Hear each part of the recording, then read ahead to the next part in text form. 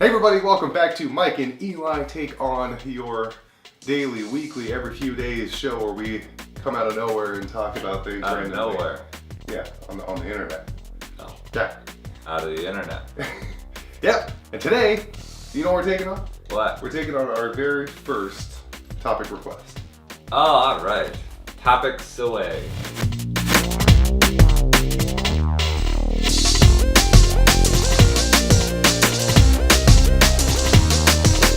What's our topic request? Actually, it is movies that make you cry. Oh, okay.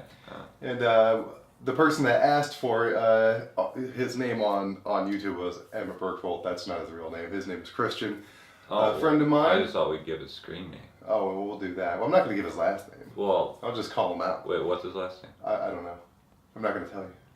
Yeah. It's my friend Christian. You really don't know? No, I know. Oh, okay. Yeah. But you don't want to tell him? No, Okay. absolutely not. So, anyways, he wanted to know what Maybe it's someone movies- posing as him on his account. That's possible. Maybe we should just say his account.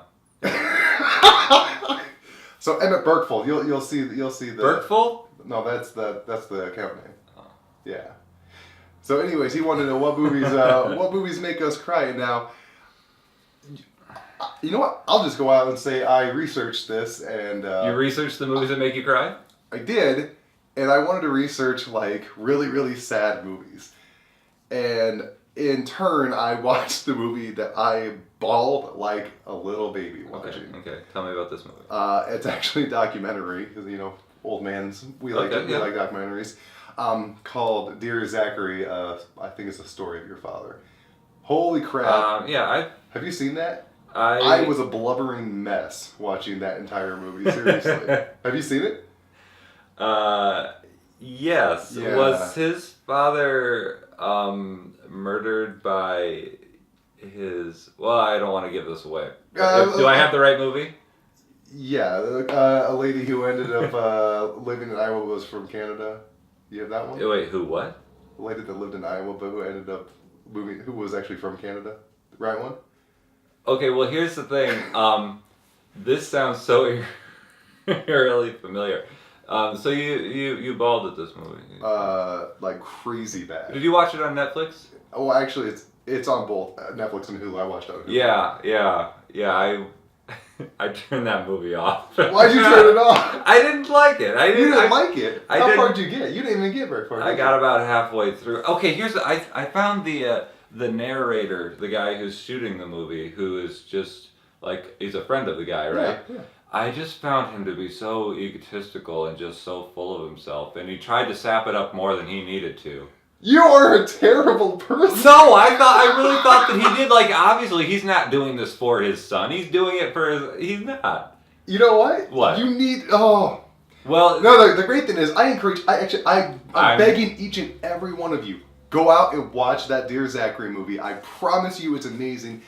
And by watching it, you'll prove that he's a terrible person because you know what happens. You know what actually happens in the movie, which completely debunks everything you just said about the guy. And now you're just a big dick. I guess I am. Then he shouldn't have made his movie suck so bad in the first part that I could have seen the last half of it. So that's what I say. All right. Well, I think you should go back and watch it because I'd like to revisit this topic about how much of a terrible person you are. I don't think I'm a terrible person. All right. No. And this is this is coming from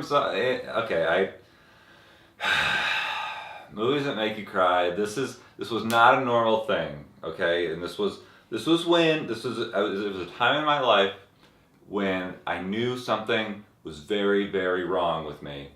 And it was the night I sat home alone and I watched Win a Date with Tad Hamilton and I cried.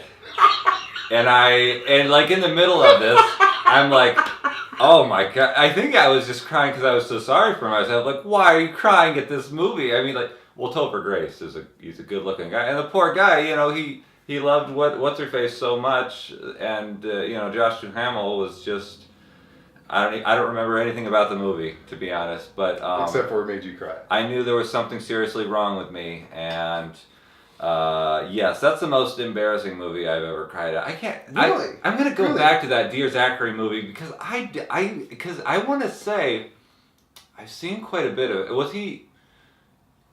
Yeah, I'm pretty sure I've seen this. Well, I mean, I know I've seen. There's no parts way you of the saw the whole way through, because if you did, there's no way you would be like, that guy's a jerk and egotistical and doing it for himself. Like making the movie, and making it seem like he has this sense. False modesty is how I would describe that man. No, you gotta watch the whole thing. Well, I guess I'm gonna have to. Your words. You'll eat your words. I don't think I will, because why would you make a movie about it? The fact that you're making a movie about the whole thing. Watch the whole thing and you'll see. Okay. Yeah. Right, I guess I will. So you're not even gonna bring up Bobby Fischer at all? Okay. Do not be ashamed if you cry at Searching for Bobby Fischer. That's a perfectly good movie to cry at, and a perfectly good movie too. No, it's not. It's a perfectly great movie. Yeah, I know. I know you have a lot of love for Bobby Fischer. Well, and it's not Bobby Fischer. It's Searching for Bobby Fischer. Yes, Bobby Fischer was a horrible racist, but the movie Searching for Bobby Fischer is about acceptance for not being as good at chess as Bobby Fischer, but being a good person who was a big racist. Yeah, who was a very big American patriotic racist.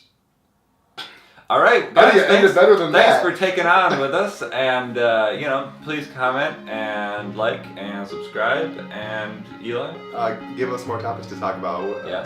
It turned out well, I think. It turned out something. That's yeah. for sure. All right, thanks a lot, guys.